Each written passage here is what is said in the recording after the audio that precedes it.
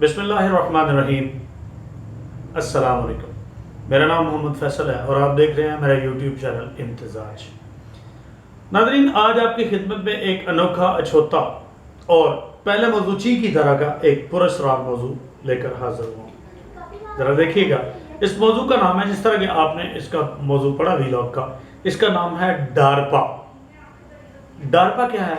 DARPA मुखफ़्फ़ है और इसका मतलब है the defence advanced research projects agency.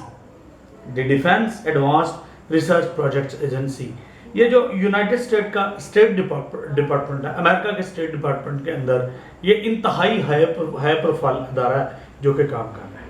नाज़रीन, ये अदारा बहुत सारे मकसद के लिए कायम किया गया, जिनमें से एक मकसद जो आगे चल के मैं एक्सप्लेन करूंगा वो ये है कि जंग में जो मुसलमानों की मदद से आसमान के लिए फरिश्ते उतरते हैं, उनके मुकाबले में एक इवल फोर्स का क़याम। तो नाज़रीन, आइए ज़रा देखते हैं इस अदारे की छोटी सी हिस्ट्री को कि ये अदारा किन मकसद के लिए कायम किया गया और आया ये कभी अपने मकसद जो है, अपने टारगेट्स जो है वो हासिल कर सकेगा या नहीं। इसके टारगेट्स में से, इसके अहदाफ में से जो एक टारगेट है, जो एक मकसद है, वो है अल्लाह के साथ, अल्लाह के फरिश्तों के साथ जंग करना, जब मुसलमानों के साथ अमेरिकन हालत जंग में हो। तो ये आप ज़रा इसकी छोटी सी हिस्ट्री पर नज़र डालते हैं। ये जो डारपा है, जिसका नाम है जी डारपा, ये सबसे पहले इसका नाम था आरपा। आरपा का मतलब है एडवांस रिसर्च प्रोजेक्ट एजेंसी। ये 1958 में ये अदारा स्टेट डिपार्टमेंट ने कायम किया। हाई प्रोफाइल अदारा है, बहुत कम लोग जो हैं इनको इसके बारे में मालूमात मिलती हैं। मुझे भी बड़ी मुश्किल से, बड़ी रिसर्च के बाद चंद एक मालूमात मिली जो गुज़ारिशात आपकी खिदमत में पेश करता हूँ। लेकिन इससे पहले अगर आपने अभी तक इस चैनल को सब्सक्राइब नहीं किया तो प्लीज़ कर लें, साथ मौजूद बेल आइकन को क्लिक करके ऑल का बटन जो है उसको प्रेस कर दें, ताकि हमारी हर न्यू अपलोड वाले वीडियो आपको बराबर मिलती रहे। तो आइए नाज़रीन, हम देखते हैं ज़रा। इसका सबसे पहले नाम था आरपा, एडवांस रिसर्च प्रोजेक्ट्स एजेंसी, जो कि 1958 में कायम हुई।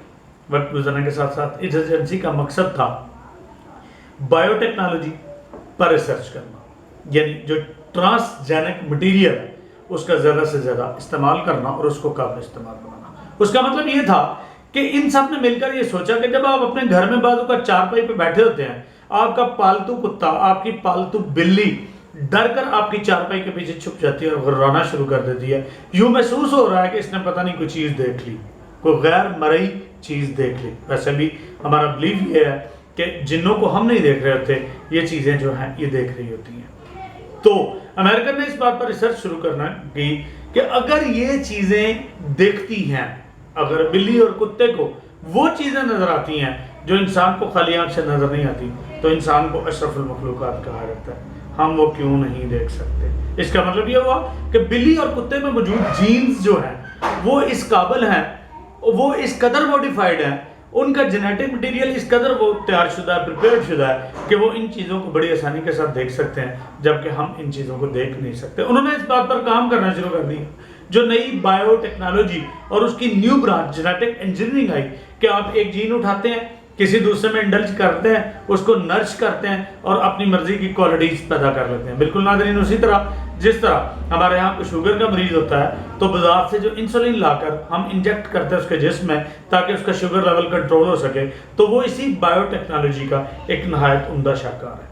याद रखें, वक्त गुजरने के साथ साथ ये जो स्टेट डिपार्टमेंट ने अदारा कायम किया, इसमें अमेरिकन पब्लिक सेक्टर भी इन्वॉल्व हो गया और अमेरिकन की जो फार्मास्यूटिकल कंपनीज थी, जो दवा-साज कंपनियां थी, उन्होंने भी इसमें अपनी पार्टनरशिप कर ली कि हम भी इसमें पार्टनरशिप करते हैं ताकि आइंदा आने वाले लोगों में हम जो दवा-साजी के काम में जो रुकावटें हैं, या जो हमारे जर्म्स आएंगे, जरासीम आएंगे, या जो नई नई बीमारियां आएंगी, हम उनके खिलाफ बेहतर तौर पर इंसान में कुव्वत मुदाफ़त पैदा कर सकें, या नई नई बीमारियों के मुकाबला करने के लिए हम नई नई वैक्सीन्स, नई नई जो हमारी वो ब्रॉडबैंड वो जो एंटीबायोटिक्स होती हैं उनको इस्तेमाल कर सकें। लेकिन हुआ ये कि कुछ वक्त गुजरने के बाद, जिस तरह के उन्होंने ये कहा, उन्होंने ये पहले सोचा کہ اگر ہم بلی اور کتے کے جرمز کو لے کے بلی اور کتے کے اگر ہم جینز کو لے کے انسان میں انجیکٹ کریں بایو ٹیکنالوجی کے ذریعے تو انسان بھی اس قابل ہو جائے گا کہ وہ غیر مرئی نظر نہ آنے والی چیزوں کو دیکھ سکے.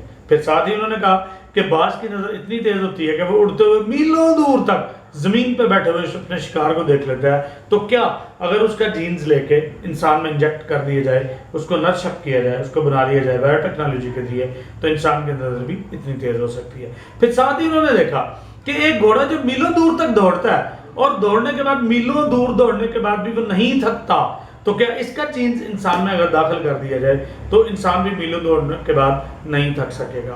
پھر اس کے ساتھ انہوں نے دیکھا کہ شیر جیسا بہادر درندہ جو جنگل میں اپنی بہادری کی دھاک بٹھائے ہوتا ہے اور جسے جنگل کا بادشاہ کہتے ہیں, اگر اس کا جینز بھی اس اشرف المخلوقات میں داخل کر دیا جائے تو یہ بھی اتنا ہی شیر جتنا بہادر جو ہے ہو جائے گا.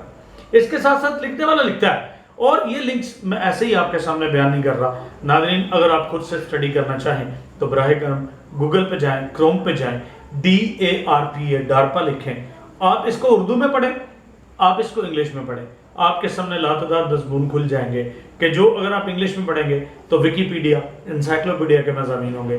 اگر آپ اس کو اردو میں پڑھنا چاہیں تو اردو میں اگر آپ اس کو ڈارپا کو لکھیں تو آپ کے سامنے جو مضامین کھلیں گے وہ اردو میں کھلیں گے, اور اس میں بھی آپ ٹرانسجینک مٹیریل اور اس کا استعمال کے نام سے ایک بہت لمبا چوڑا مضمون پڑھیں گے. اس کی کچھ معلومات وہاں سے اخذ کی گئی ہیں. آگے چلتے ہیں. وقت گزرنے کے ساتھ ساتھ اس ادارے نے 1998 میں کام شروع کیا, اور جب 1978 آیا تو اس بات کی ضرورت محسوس کی امریکہ نے, اس بات کی ضرورت محسوس کی کہ کائنات میں کچھ ایسی غیر مرئی مخلوقات ہیں اللہ تعالیٰ کی جن کو ہم ایول فورسز کے نام سے جانتے ہیں. اگر ہم ان کو استعمال کریں اپنے مقاصد کے لیے تو وہ بہت بہتر ہو سکتا ہے, اور جنگ میں وہ فورسز, وہ ایول فورسز, وہ شیطانی قوتیں, شیطانی طاقتیں ہماری بہت زیادہ مدد جو ہے وہ کر سکتی ہیں. تو پھر امریکنز نے کیا کیا کہ اسی ادارے کو جو اس کے نام آرپا تھا, ایڈوانس ریسرچ پروجیکٹس ایجنسی جس کا نام تھا, اسی کو 1978 میں انہوں نے اس کا نام تھوڑا چینج کر دیا اور اس کا نام انہوں نے رکھ دیا کیا, the defence advanced research project agency, اور اس کا نام آرپا سے ڈارپا ہو گیا.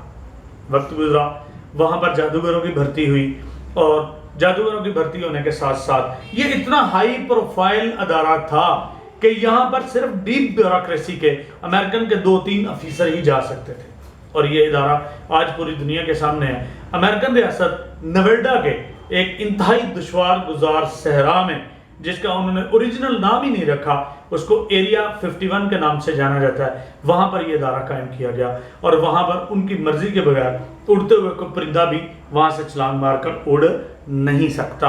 اور پھر کیا ہے, وہاں پر انہوں نے سائنٹسٹ, وچ ڈاکٹرز بھرتی کیے, جادوگر بھرتی کیے, جو دن رات اس بات میں مشغول ہو گئے. پہلے اس کا مقصد کچھ اور تھا, ساتھ میں ایک اور ٹارگٹ رکھ لیا گیا. پہلے ٹرانسجینک مٹیریل تھا, بایو ٹیکنالوجی تھا, انسانیت کی فلاح تھی. پھر امریکن ڈیفنس فورسز اس میں انڈلج ہو گئی, شامل ہو گئی, اور انہوں نے ڈیفنس کے لیے اس کو استعمال کرنا شروع کر دیا.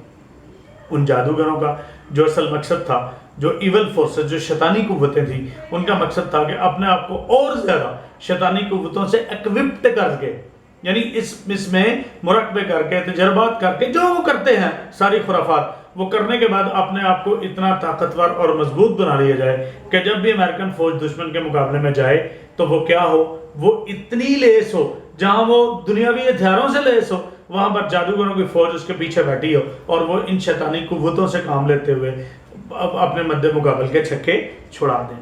ناظرین, انشاءاللہ ملتے ہیں آپ کو اگلی قسط میں, ساتھ جڑے رہیے گا. Stay home, stay bless. انشاءاللہ ہم اس موضوع کو لے کے آگے بڑھتے ہیں, روشنی ڈالتے ہیں افغان جنگ میں کیا ہوا اور وہاں پر اس کا استعمال کیا ہوا, اس کا نتیجہ کیا نکلا. انشاءاللہ تعالیٰ آپ کو اگلے ویلاگ میں بتائیں گے.